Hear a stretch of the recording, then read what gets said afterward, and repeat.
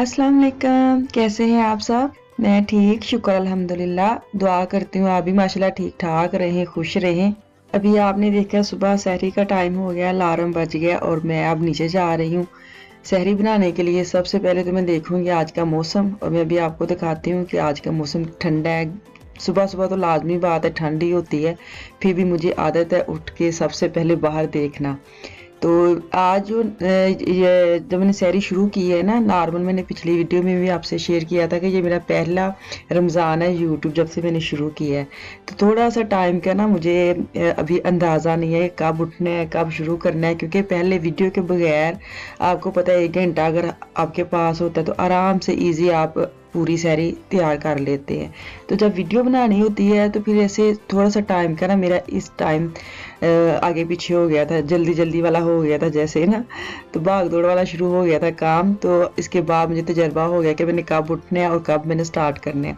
तो मेरे घर में सहरी जो है ना वो नॉर्मल बिल्कुल सिंपल बनती है, कोई भी इसमें वो सालन वगैरह सुबह बना रही हूँ वो कुछ भी ऐसे आप नहीं देखेंगे मेरे घर में। सिर्फ आप देखेंगे अंडे बन रहे हैं फ्राई, या कभी कभार आमलेट, या रात का जो सालन होता है वो यूज़ होता है।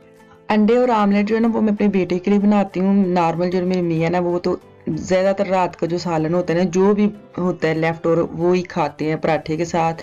लेकिन स्टार्टिंग में वो पराठे ले लेते हैं, अभी आहिस्ता आहिस्ता वो नॉर्मल रोटी पे आ जाएंगे जब उनको लगेगा ना कि हजम नहीं हो रही। ऐसे ज़ाहिर बात है सुबह सुबह पराठे खाए भी नहीं जाते और बाद में नमाज के बाद आपको पता है बेड पे चले जाते हैं तो वो हजम नहीं होते। तो अभी स्टार्टिंग में 2 3 4 रोज़े तो वो पराठे खाएंगे, आहिस्ता आहिस्ता उनको पता लगेगा नहीं नहीं ये ठीक नहीं, आप मेरी ना सूखी रोटी बनाया करो।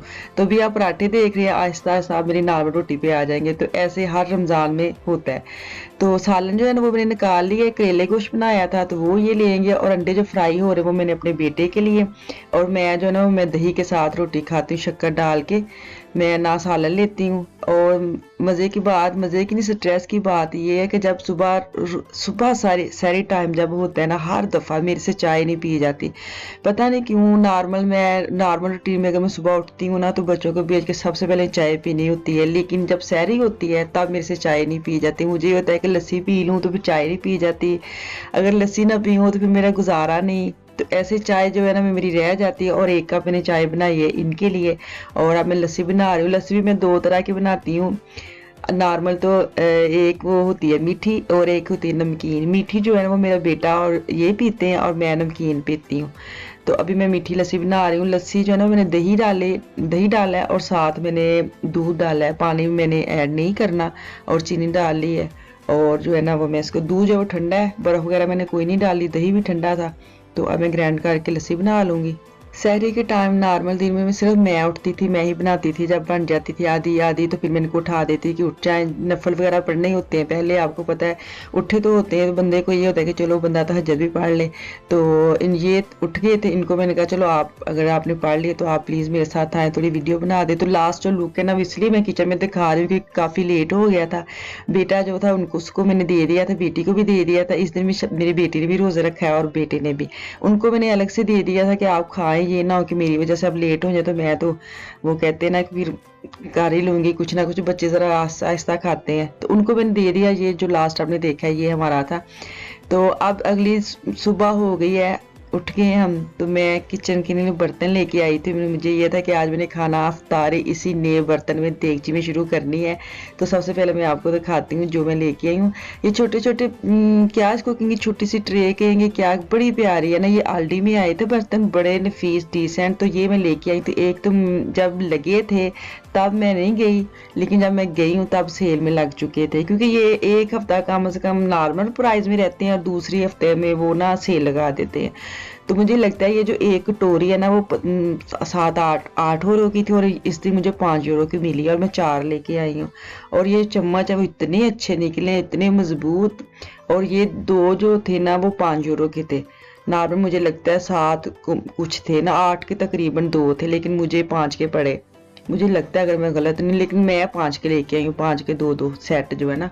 तो मैं 3 डब्बे ले आई थी, मेरे 6 चम्मच निकल आए जो मुझे चाहिए थे, और 4 मैं कटोरी से लेके आई हूँ। वो भी मैं पूरी इफ्तारी भी इसी को यूज़ करूँगी, इसलिए मैंने निकाले थे कि मैंने जो इफ्तारी है इसी के साथ स्टार्ट करनी है। और ये जो देगची है ना इतनी प्यारी, पूरा सेट एक कलर में है ना, इसलिए मैं लेके आई हूँ। तो ये मैं लेके आई हूँ। इसके साथ अभी मैं खाना बनाऊंगी और मुझे नए बर्तन में, आपको पता है वो बंदा चाह से लगा रहता है कि मैं इसके साथ काम करूंगी। तो ये देखिए कितने प्यारा ये सही भारी वाली देगची निकली है और एक कलर में पूरा सेट है। क्योंकि मेरी ये पहली इफ्तारी और सहरी की वीडियो आ रही है तो मुझे ये था मैं अच्छी वाली पेश करूँ। पिछली जो रमज़ान 2 दिन गुजर गया उसमें आप कोई वीडियो नहीं देखी है आपने सहरी इफ्तारी, क्योंकि मैं थोड़ी सी लेट चल रही हूँ। लेकिन अब मैं आहिस्ता आहिस्ता वापस आ गई हूँ नॉर्मल रूटीन में।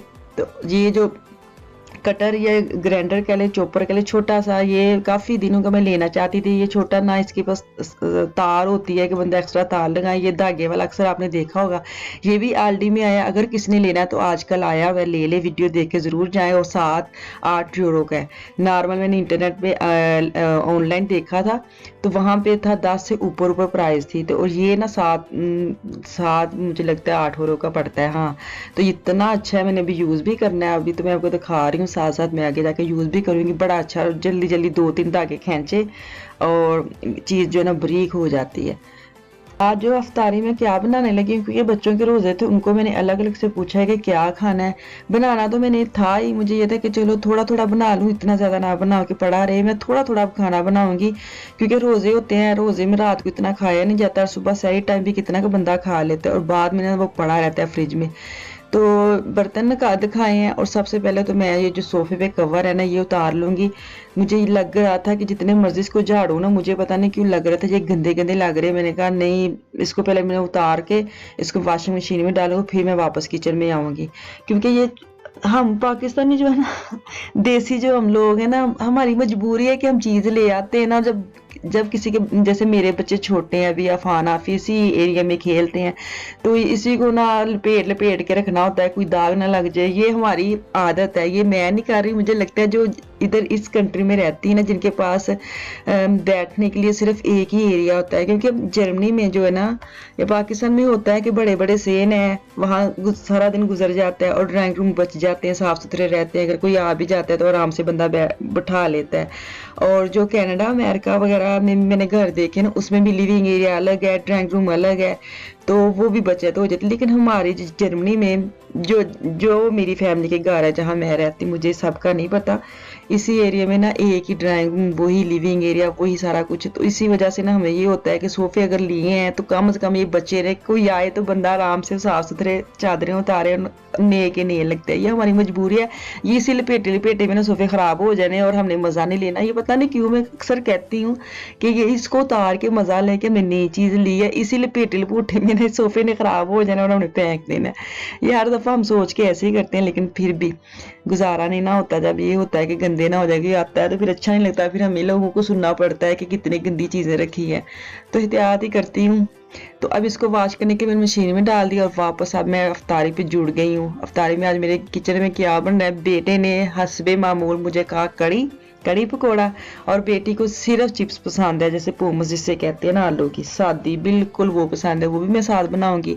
और जो मियाँ उनको तो मैंने पूछा, वो कह देते हैं नहीं नहीं जो बनेगा वो मैं खा लेता हूँ। लेकिन आप होता है ना कि पता होता है कि ये चीज़ खाते हैं शौक से या नहीं खाते, वो कह तो देते हैं। फिर भी मुझे ये था कि नहीं चलो मैं एक पैकेट निकाल लूँ गोश्त का और मसाले वाला मैं भून लेती हूँ। तो अभी मैं सबसे पहले तो मैंने प्याज किया बारीक बारीक और उसको मैंने डाला ऑयल में और उसको मैं करूँगी फ्राई करके बाद में जो मेरे पास हरी मिर्च और टमाटर थी, टमाटर की छिलके उतार के ना मैं तो काट के और हरी मिर्च इकट्ठा ही मैं डाल के वो भी ग्राइंड कर लूँगी। और वो जो प्याज उतनी देर में हल्का हल्का हो रहा है तो उसके अंदर डाल दूँगी। मतलब ये है कि मैंने कड़ी के लिए मसाला बनाने लगी हूँ, इतना मुश्किल नहीं है। तो कड़ी में कोई मैं एक्स्ट्रा मसाले वगैरह नहीं डालती, सिर्फ मैं नमक मिर्च और वो हल्दी डालती हूँ, वो भी अपने टेस्ट के हिसाब से जितना आपको अच्छा लगे।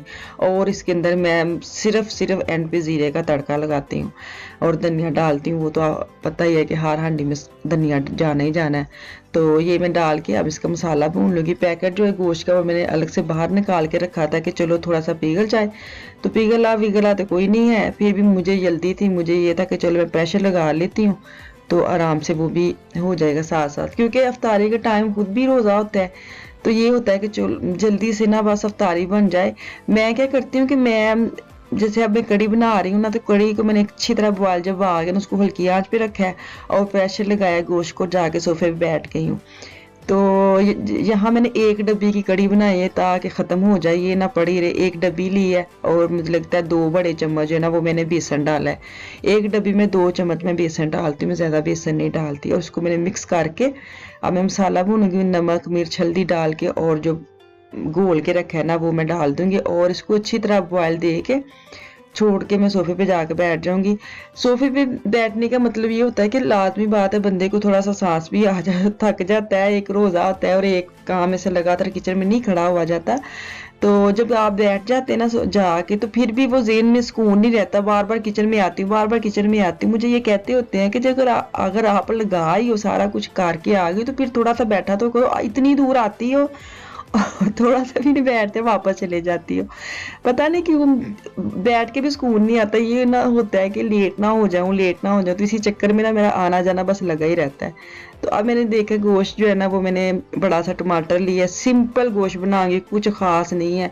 वही नमक मिर्च हल्दी सेम इसी में जाएंगे और मैं पानी डाल के इसको प्रेशर लगा दूंगी।